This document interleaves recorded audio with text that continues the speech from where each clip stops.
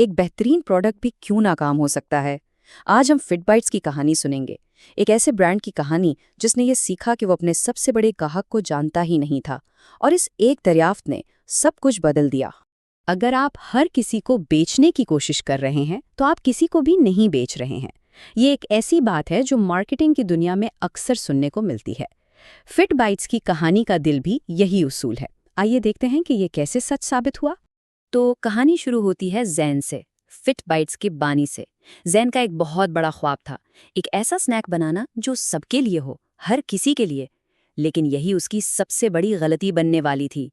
ज़ैन को तो पूरा यकीन था कि उसने एक बेहतरीन स्नैक बार बना लिया है, सेहतबख्श, मज़ेदार और हर उम्र और तबके के लिए बिल्कुल मौजू।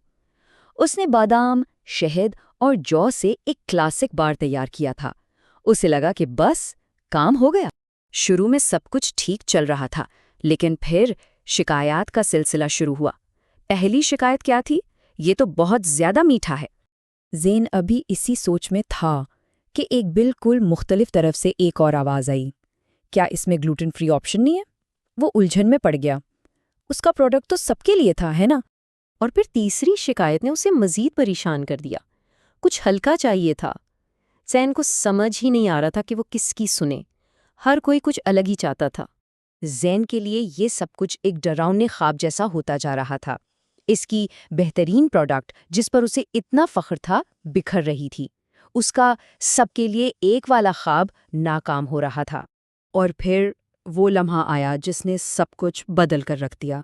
ये एक बच्चे की ईमानदाराना राय थी जिसने ज़ैन की आंखें खोल दी। एक दिन ज़ैन अपनी दुकान में खड़ा था जब एक माँ अपनी कोई 9 साल की बेटी के साथ अंदर आई।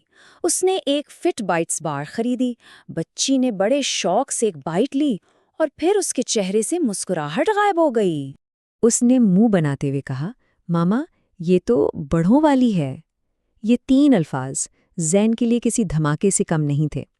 उसे एक लम्हे में समझ आ गया, माँ और बेटी दोनों ग्राहक हैं, लेकिन वो एक नहीं हैं। उनकी दुनिया, उनकी ज़रूरतें, सब कुछ अलग है। इस वाक़ये ने ज़ैन के ज़हन में एक बहुत बड़ा सवाल खड़ा कर दिया। उसका असल ग्राहक कौन है?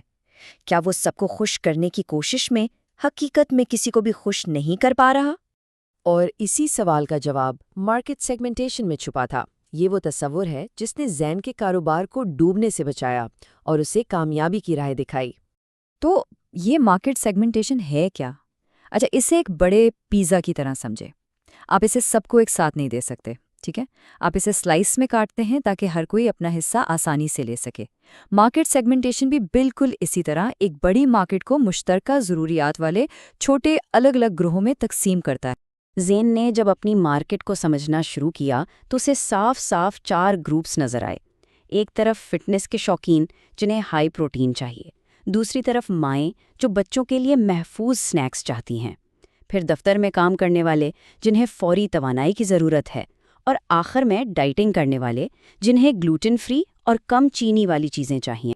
इस नई समझ के बाद ज़ैन ने सबके लिए एक प्रोडक्ट की हिकमत अमली को हमेशा के लिए छोड़ दिया और हर ग्रुप के लिए एक मखसूस प्रोडक्ट बनाने का फैसला किया। और इस नई समझ के साथ ज़ैन ने अपनी पूरी प्रोडक्ट लाइन को ही बदल डाला। फिटनेस के शौकीन लोगों के लिए आई फिट बाइट्स एक्टिव, जो प्रोटीन से भरपूर थी। बच्चों के लिए बनी फिट बाइट्स किड्स, जिसका जायका मज़ेदार और अज्जा बिल्कुल महफूज थे।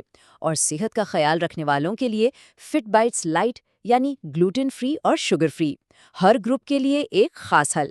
ये तब्दीली सिर्फ प्रोडक्ट तक ही नहीं रुकी, बल्कि मार्केटिंग पर भी उसका गहरा असर पड़ा।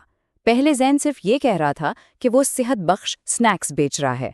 अब वो कह रहा था, फिट बाइट्स एक्टिव, जिम के बाद अपने जिस्म को तवानाई दें। पैगाम अब बहुत वाज़ेह था, बहुत ज़ाती था। और फिर ज़ैन ने एक ऐसा नारा लिखा जो उसके ब्रांड की नई पहचान बन गया। हर जिंदगी का जायका मुख्तलिफ है, हमने हर जायके के लिए कुछ बनाया है। तो फिट बाइट्स के इस पूरे सफ़र से हम क्या सीख सकते हैं? यहाँ जुड़ने की वो 4 चाबियां हैं जो हर कारोबार को कामयाबी की तरफ ले जा सकती हैं। पहला उसूल, हर कोई आपका ग्राहक नहीं है। एक मखसूस शख्स के लिए एक मखसूस पैगाम ज़्यादा ताकतवर होता है। दूसरा, ایک پروڈکٹ ہر مسئلے کا حل نہیں ہو سکتا۔ مختلف ضروریات کو سمجھنا اور ان کے لیے حل بنانا ضروری ہے۔ تیسرا اصول، آپ کی کہانی بھی آپ کے پروڈکٹ کی طرح ہی مخصوص ہونی چاہیے۔ پیکیجنگ سے لے کر اشتہار تک ہر چیز کو اپنے گاہک سے بات کرنی چاہیے۔ اور چوتھا، سب سے اہم اصول، جذباتی جڑ تلاش کریں۔ لوگ پروڈکٹ نہیں خریدتے، وہ اس سے جڑے احساس خریدتے ہیں۔ آخر میں زین کی کہانی ہمیں سکھاتی ہے کہ کاروبار کا اصل مقصد صرف چیزیں بیچنا نہیں ہے، اصل مقصد لوگوں کے دلوں سے جڑنا ہے۔ اگر آپ چاہتے ہیں کہ آپ کی پروڈکٹ دلوں میں گھر بنائے، تو آپ کو پہلے یہ جاننا ہوگا کہ کس کا دل کہاں دھڑک رہا ہے۔ یہ سوال صرف کاروبار کے لیے نہیں، بلکہ ہر اس کام کے لیے ہے جو ہم دوسروں کے لیے کرتے ہیں۔